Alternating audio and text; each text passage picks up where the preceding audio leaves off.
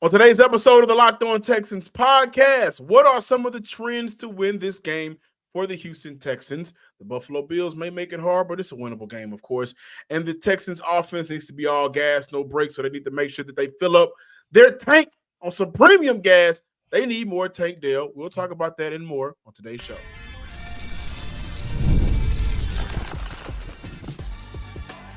You are Locked On Texans, your daily podcast on the Houston Texans.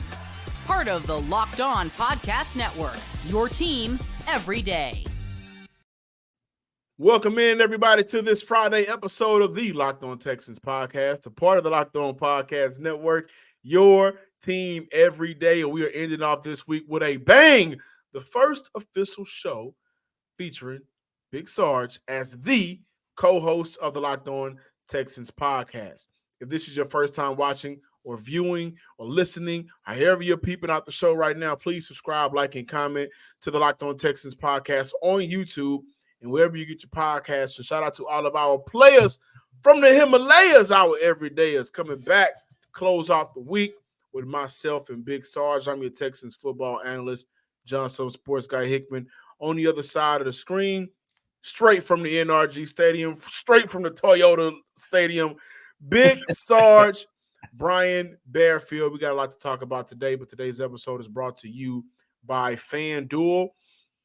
Please place your $5 bet and you'll get started with $200 in bonus bets guaranteed. That's right. Place a $5 bet, your first $5 bet, and FanDuel is hooking up customers on their first go-round with $200 in bonus bets guaranteed. All you have to do is visit FanDuel.com to get started. Big Sarge. What's going down? Hey. Let's talk Texans. We got to talk about the offensive line versus the world. And that's something that me and you talk about a lot for the past couple of seasons. How can this offensive line just be better? So we're going to talk about how they can be better against the Buffalo Bills. They will be going up against hometown hero, in a sense, Ed Oliver. Yeah. You guys know him from the University of Houston. Go Cougs.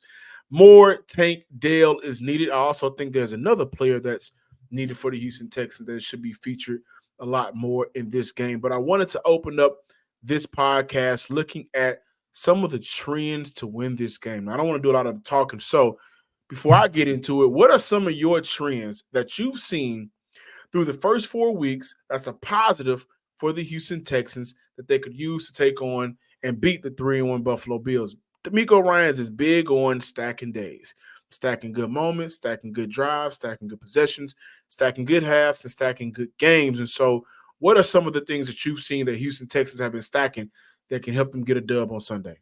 Well, John, viewers and listeners, I had to do that I had to do that one time for the one time. No, John, but what I've seen is number 7, man. It starts and it Special ends number with number 7, man, with CJ Stroud. And it's one of those things where CJ Stroud refuses to let this team lose. And it's crazy because you look at it and you say, oh, we're looking at number 7, we're looking at CJ Stroud, we're looking at the quarterback position, but he motivates the defense so much. I was talking to Will Anderson this week, and I asked him, what was it about that last drive that you all stopped the Jacksonville Jaguars and made you say, hey, look, we got to go out here, we got to get the ball back for CJ. I said, I know y'all always want to get the ball back for the offense, but at this time, y'all needed to get the ball back.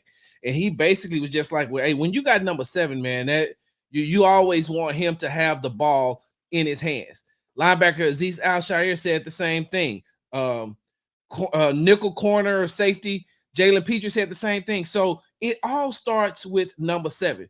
And once you move past number 7, it's crazy because number 24 also gives the team, and I'm talking about cornerback Derek Stingley Jr., he gives them that sense of, well, we know Stingley gonna take care of whatever he needs to take care of. And on Sunday against the Jacksonville Jaguars, John, you and I were there. We were watching, and remember, he saved a touchdown in the back of the end zone. When I asked him about that play, he said, I have an internal clock in my head. He said, I feel like if I'm not looking at the quarterback or I can't see the ball, I know I count down and I was like, okay, the ball should be coming out now. He said, so then I'll turn and I'll look, or I'm just steadily watching the wide receiver. And so that's what he does. He plays through the wide receiver. And so when you look at that, when we're looking at the trends and we're looking at what they need to do in order to for that second quarter of the season, the next 4 games, something that they can build on starting against the Buffalo Bills this Sunday at NRG Stadium. That's what I'm looking at. They're going to believe in number 7. They believe in number 24. And this offense, you know what? And I know they've been getting a lot of flack here lately. I know that we've been looking at offense coordinator Bobby Sloak and what he's been doing. And most of the fans, that's why you got to stay on social media. And most of the fans, they look at it and they go, he ain't doing enough. And I'm saying to myself as well, I'm like, hey, man, is he calling the right place to get the ball out of CJ's hands fast enough? And then you start to think, when you look at this, when you look at this offense, they're still learning. It's still new. We live in a society that we want it right now. So that's why we're ready to see them average 30 points a game for the next 4 games. And they're on an upward trajectory. So they got to continue believing in number 7, believing in number 24, and make sure you get number 12 the ball.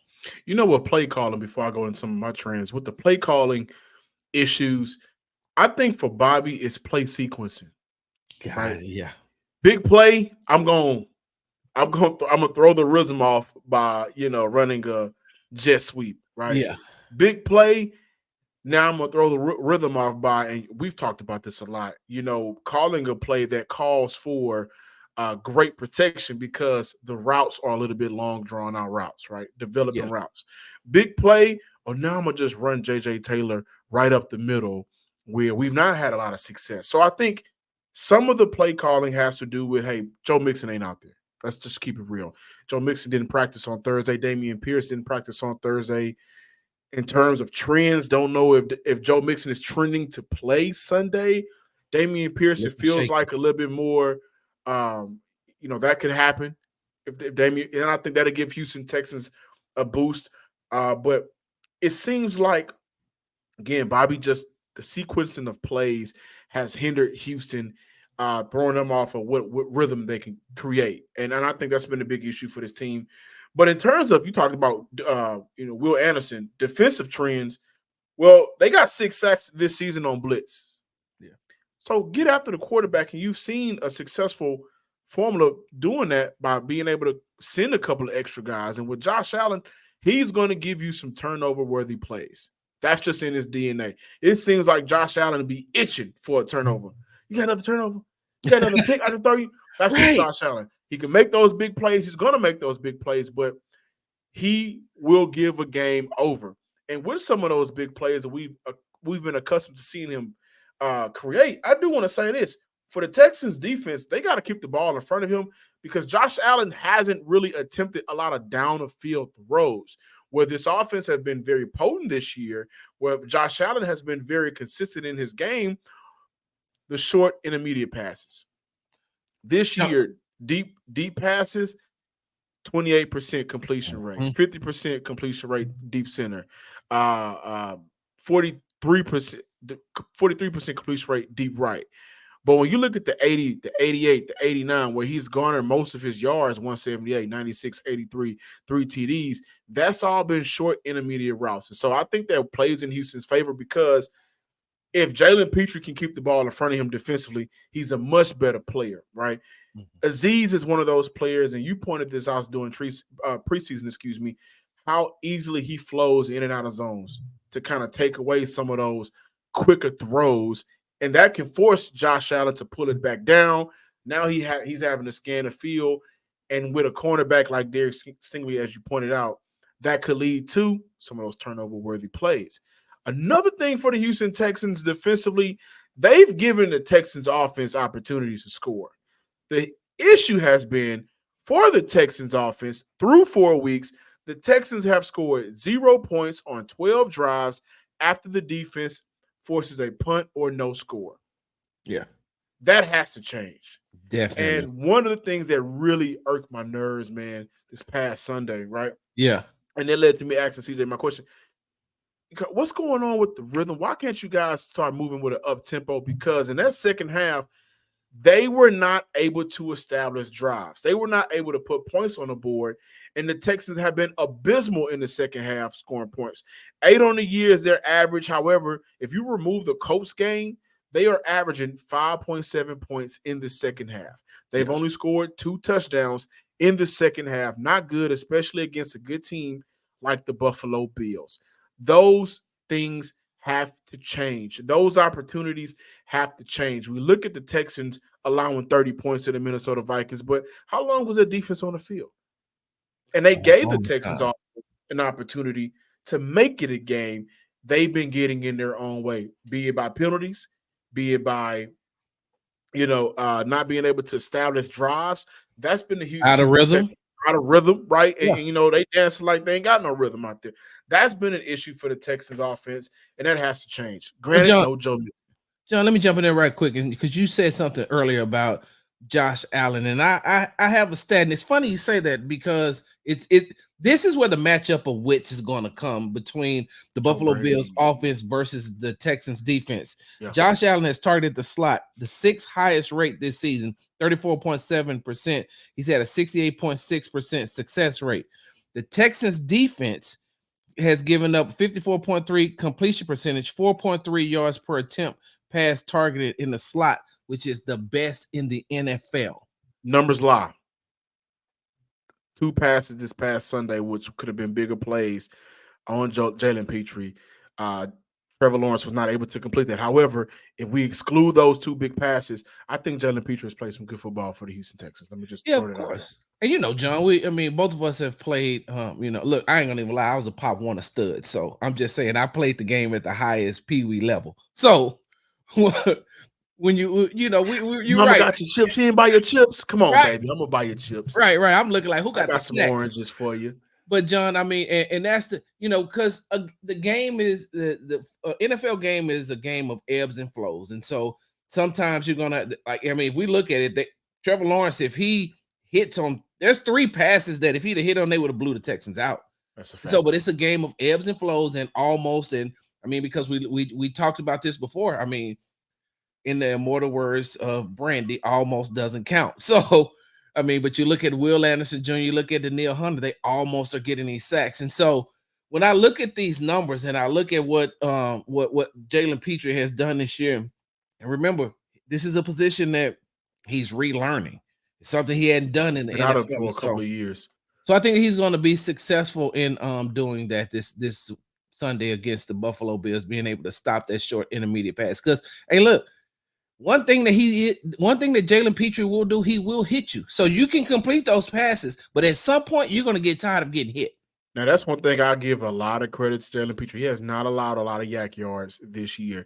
And they have not defensively, and Derek Stingley made a hell of a play this past Sunday before we move on. Defensively, and I think this is a huge credit to Azeez Al-Shaair, they have not been killed with those crossing routes this year like we saw them get killed last year. Yes. So this is a different defense. I think the coverage is better. I am a little worried about Kamari, but I don't think that they have speedsters over there that really worry me too much.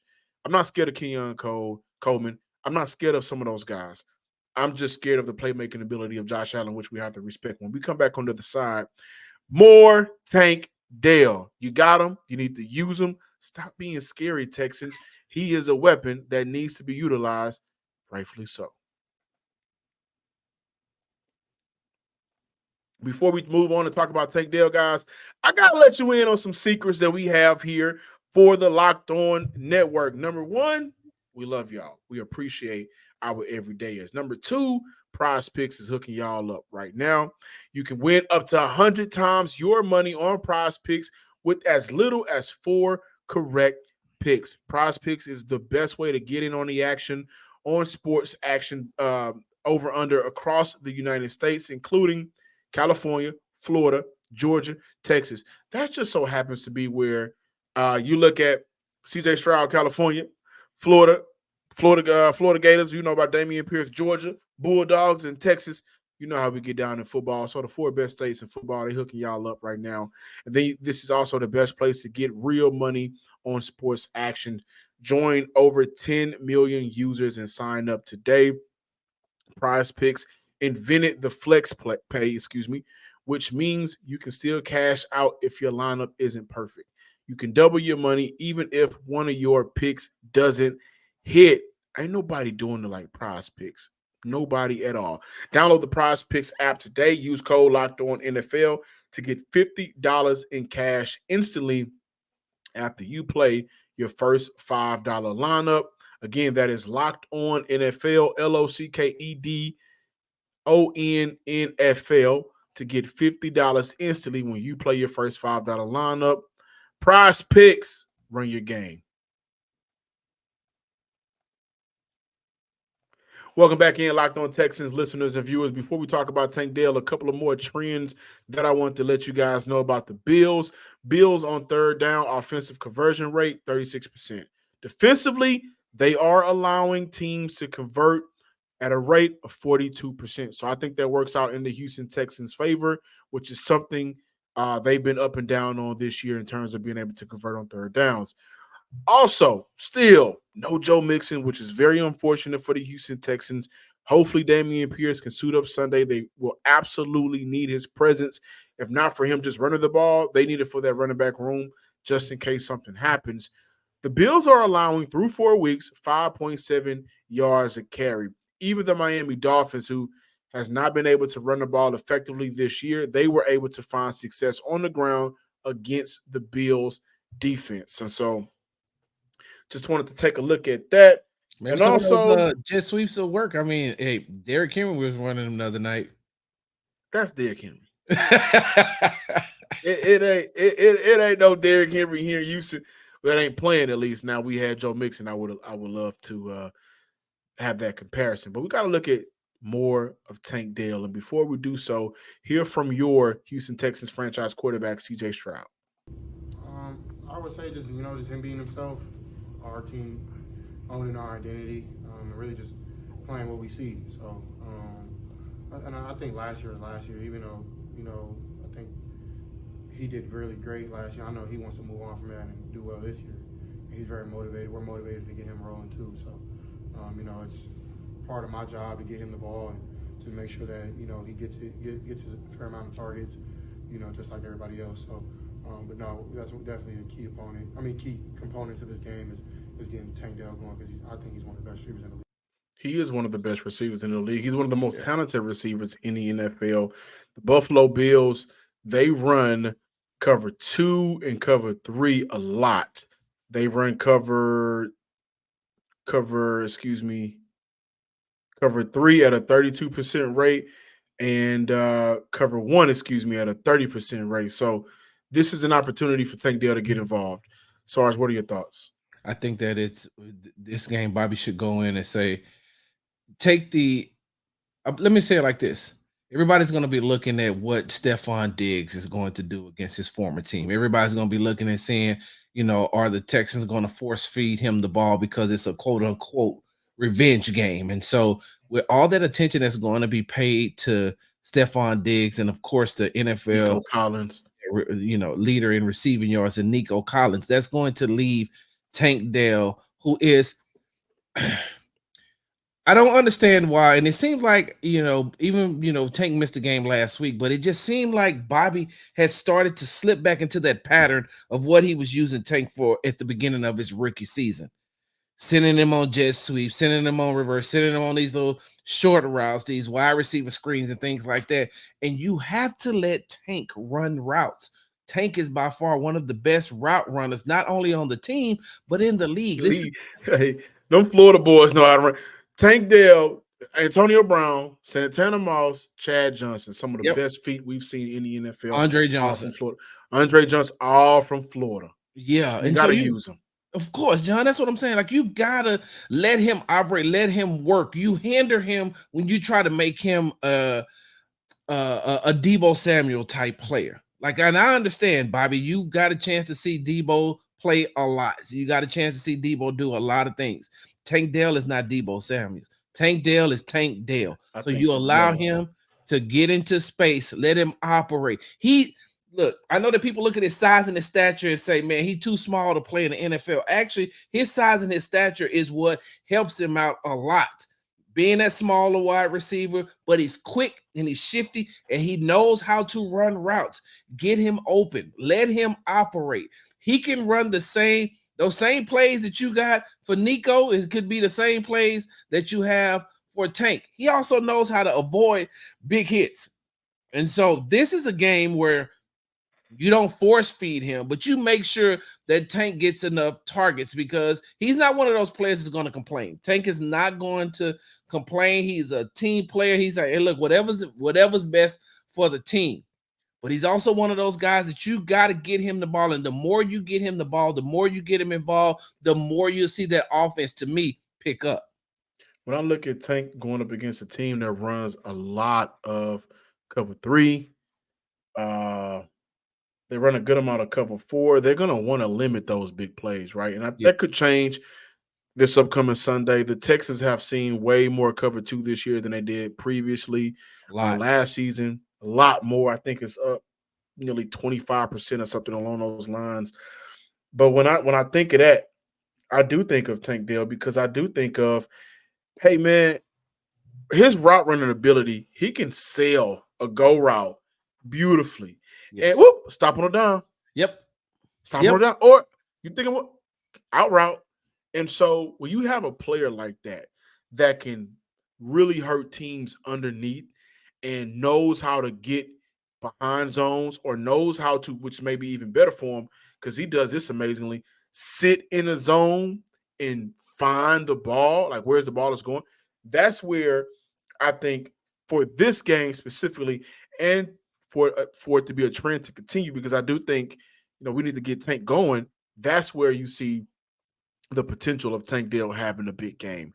The defense that the Buffalo Bills play allows a receiver like Tank Dell to have big moments. Will it be 100 yards? That's hard to say, right? But will it be big moments to where for a team that's have issues with establishing their rhythm, picking up those third downs, being able to march the ball downfield through all 4 quarters?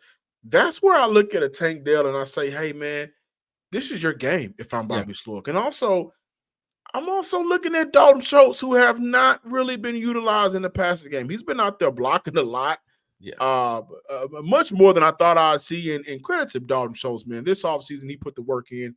And I think he came into this season with the mindset of I got to be a better blocker as a tight end. Yeah. Something Cody and I talked about this offseason with the addition of Stephon Diggs. You're going to have a lot of guys that have to find ways to be impactful for a team with Super Bowl aspirations. And Dalton Schultz has done that beautifully. I think so. But you got to give him the ball. You just extended him $11 million. Get him the ball. So, yes, Nico is going to get his. Yes, Stephon Diggs will be the talking point of this game.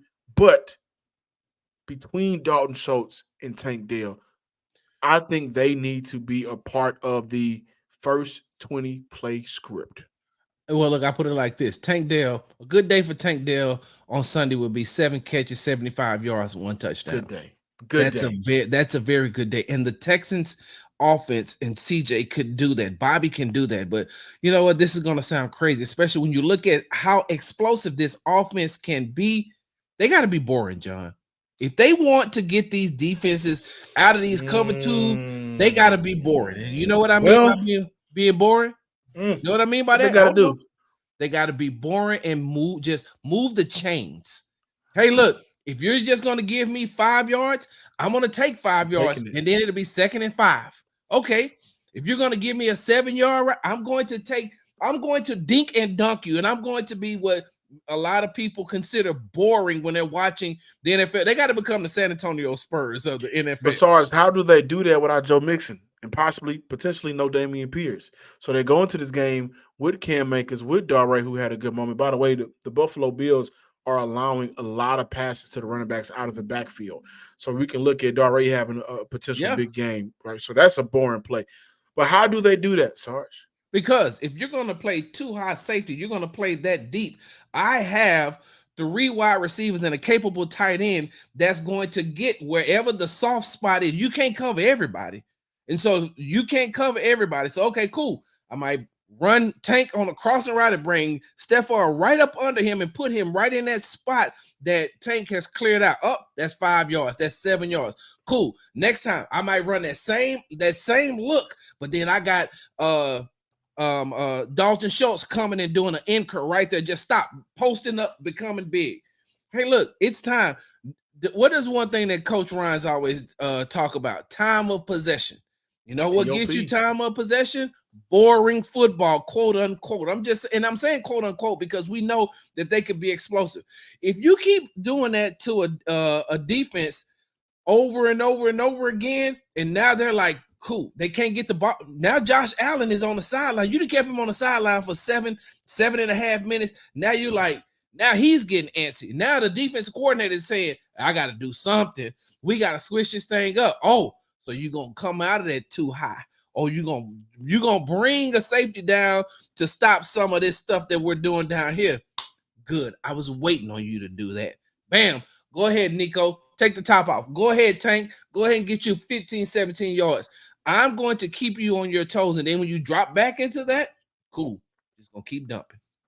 I think the Houston Texans also need to visit intermediate passing games too, man. Yeah, for sure. You don't need a lot of these long, drawn-out route concepts.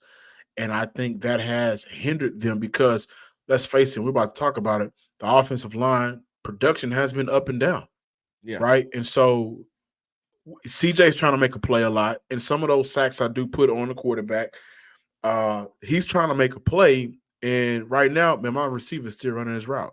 One of the better moments and better drives this past Sunday, the 7-minute drive, the caged over 17-yard catch. He got that ball out quicker. Yep.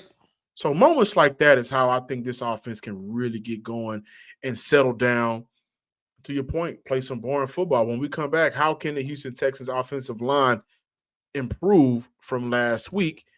And we'll get Sarge's keys to victory. More on the other side. Before we talk about the offensive line, Texans fans, I want to let you guys know that FanDuel is hooking y'all up all season. You had the summer deals. You had the preseason deals. Now they got the in-season deals where you can start the season with a big return on FanDuel, America's #1 sports book. So when you get a hunch in the middle of the game, you can check out those latest stats. You can view live play-by-play, and you can do so much more on the same page where you place your bets. The app is super easy, super fun. I got a lot of my friends up in New York that tell me how much they love it.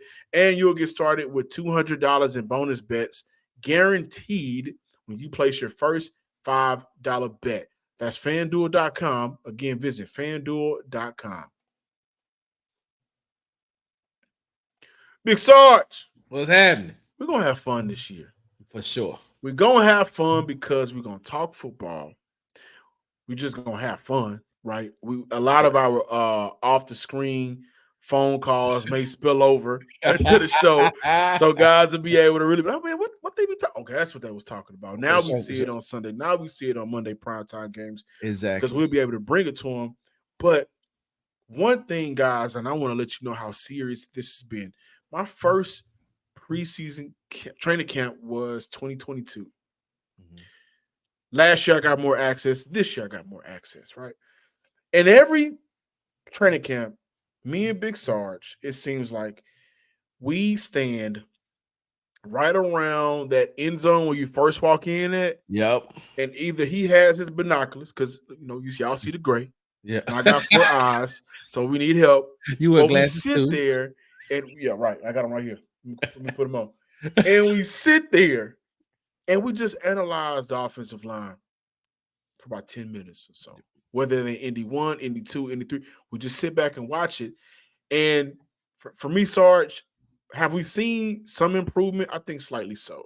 I think what has hurt the Houston Texans, King Green missing his entire sophomore year. Mm-hmm.